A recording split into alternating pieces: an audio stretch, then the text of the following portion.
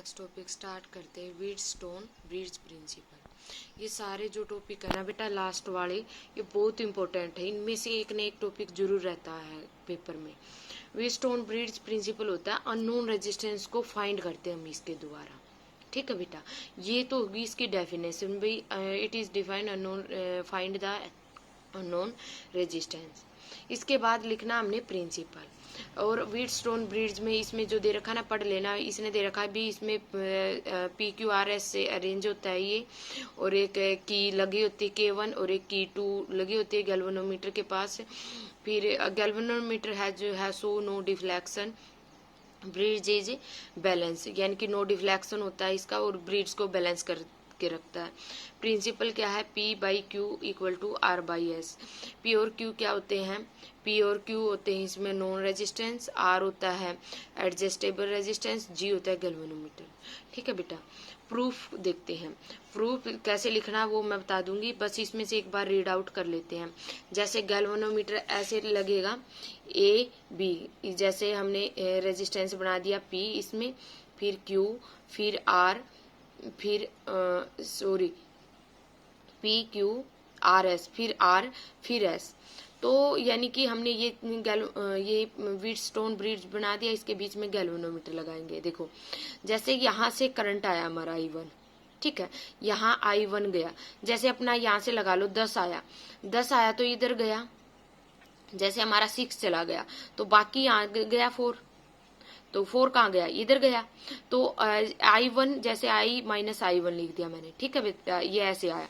फिर यहाँ से हमारा यहाँ गया करंट, यहाँ गया, तो यानी कि यहाँ जो करंट हमारा गया है तो I1 था ये, I1 में से यानी कि I1 इधर गया करंट, कुछ IG में चला गया, I1 - IG हो जाएगा। फिर इधर से जो हमारा करंट आया यानी कि जो I1 + IG, तो यानी कि IG जो हमारा करंट था यानी कि ऐसे आया, IG करंट आया ऐसे, यानी कि I - I1, यानी कि कुछ करंट हमारा ये यानी कि यहाँ से आया और कुछ करंट हमारा यहाँ से आया, दोनों को ऐड कर दो, I - I1 + IG। ठीक है, ये है व्हीटस्टोन। ये यहाँ पे हमने EMF लगा रखा है, ये K1 है। तो यहाँ से फिर हमारा करंट ऐसे आएगा, ये ऐसे जाएगा, फिर हमारा ये करंट, ठीक है, ये यहाँ से भी ऐसे जाएगा और यहाँ से भी, यानी कि करंट हमारा फिर ऐसे जाएगा। अब देखो, let I be the total current given out of the cell on the reaching the point A is divided into 2 part. क्या बोला इसने, I क्या है, I क्या है, टोटल करंट है। समझाने की सारी बात मैंने इसी लैंग्वेज में समझा दी, बात वही लिख रखी इसने।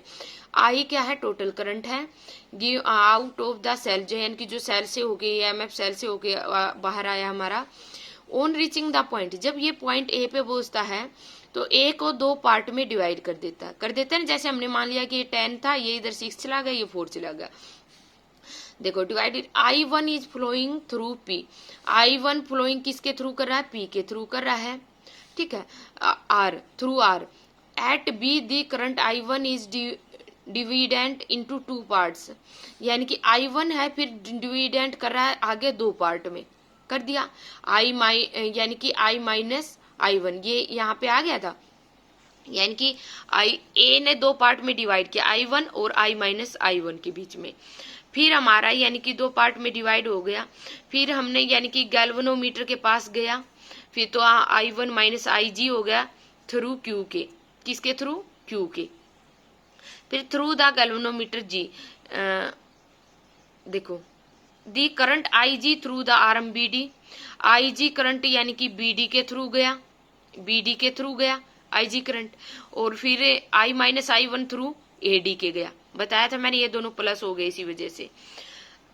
Combine to send a current, जब इसको कंबाइन करते हैं I - I1 + IG हो गया थ्रू किसके, S के, ठीक है। On reaching the point C, जब हम पॉइंट C पे पहुंचते हैं तो I1 - IG थ्रू किसके, BC के, and I - I1 + IG through DC के, combine to give total current. Thus complete the circuit. The values of the current at a junction can be verified by applying Kirchhoff first rule at the junction. इसके बाद हमें क्या करना, देखो अगर जिसको बड़ा करना है तो वो देख लेना, यहाँ से और यहाँ तक ही कर लेना, टोटल करंट आई। ठीक है, जैसे आई टोटल करंट है, फिर हम ए पे पहुंचते हैं। ए दो पार्ट में डिवाइड करता है I1 और I minus I1, I P के through, I minus I1 R के थ्रू। फिर इसी तरह हम बी पे पहुंचते हैं। बी डिवाइड करता है दो पार्ट में, IG में, I1 माइनस IG में, किसके थ्रू, क्यू के थ्रू। फिर हम पहुंचते हैं किस पे, यानी कि जो I minus I1 through Q पे, थ्रू क्यू के हो गया दी current IG through the arm BD। फिर BD के थ्रू किस पे पहुंचता है हमारा, BD के थ्रू IG हो गया, और AD के थ्रू I माइनस I1 हो गया। तो टोटल करंट I हो गया। फिर हमारा टोटल करंट इधर I आ गया। फिर applying Kirchhoff second rule close circuit ABD है। जैसे हमारा देखो, ये हमारी यानी कि इसमें जो सराउंडिंग जा रही है वो ऐसे जा रही है ना हमारी, ठीक है, ABDA, वही जो हमने किरचॉफ सेकंड रूल केवीएल का सेकंड रूल अप्लाई करते हैं। जैसे ये यहाँ पे इसका प्लस है, यहाँ पे माइनस है, यहाँ पे प्लस है, यहाँ पे माइनस है। तो यानी कि जहां से हमारा करंट जा रहा होता है तो उधर से क्या हो रहा है, जैसे ये करंट जा रहा है तो इधर प्लस है, इधर से करंट जा रहा है ये प्लस है, इधर से करंट जा रहा है तो ये प्लस है, ये माइनस है, और इधर से करंट आ रहा है तो ये प्लस है, ये माइनस है। अब इसके थ्रू ही देखो, I1P प्लस था, फिर यानी कि ABD, ए से बी पे गई, I1P हो गया। फिर IG गैल्वेनोमीटर पे गए, IG और G हो गया, प्लस हो गया। फिर किस पे आए हम, यानी कि फिर इस पे C पे आए, सॉरी D पे आए, D पे। तो